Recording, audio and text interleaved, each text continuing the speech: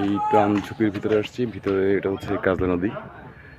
যতটুকু শুনলাম যে এই নদীর দিয়েই নাকি ব্রিটিশরা বাংলাদেশের ভিতরে প্রবেশ করতো নৌকা করে। ব্রিটিশরা এই বাংলাদেশে ঢুকতো।